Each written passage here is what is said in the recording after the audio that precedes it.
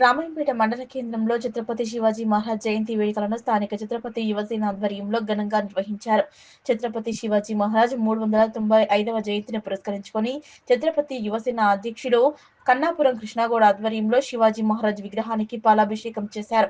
అనంతరం ఛత్రపతి శివాజీ విగ్రహానికి పూలమాలలు వేసి ఘనంగా నివాళులు అర్పించారు. ధ్వజారోహణ కార్యక్రమాన్ని నిర్వహించారు. ఈ సందర్భంగా మాజీ మున్సిపల్ చైర్మన్ పల్లె జితేందర్ గౌడ్ మాట్లాడుతూ ఛత్రపతి శివాజీ యువతకు ఆదర్శప్రాయుడని, యువత ఆయన అడుగుజాడలో నడుస్తూ ఆయన ఆశయ సాధన కోసం కృషి చేయాలన్నారు. ఈ కార్యక్రమంలో మాజీ మున్సిపల్ చైర్మన్ పల్లె జితేందర్ గౌడ్, పిఎస్సిఎస్ చైర్మన్ బాదయ్య చంద్రం, ఛత్రపతి యువసేన సభ్యులు నవాత్ మహేష్, దొమ్మకొండ రాములు, దొమ్మకొండ చిన్న శ్రీనివాస్, బుందుగుల రాజు, ఎస్కే హైమల్, హస్బుద్దీన్, శ్రీకాంత్ సాగర్ తదితరులు పాల్గొన్నారు. శివాజీ జయంతి సందర్భంగా రామాయంపేట పట్టణంలో 5 సంవత్సరాల కింద స్థాపించబడ్డ శివాజీ విగ్రహం దగ్గర పూలమాలలు వేసి ఆయన నివాళులు అర్పించడం జరిగింది.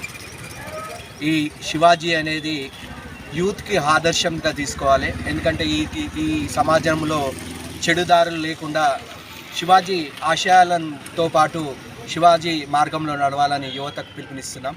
జై శివాజీ, జై భవానీ వీర శివాజీ, జై భవానీ వీర శివాజీ, జై భవానీ వీర శివాజీ.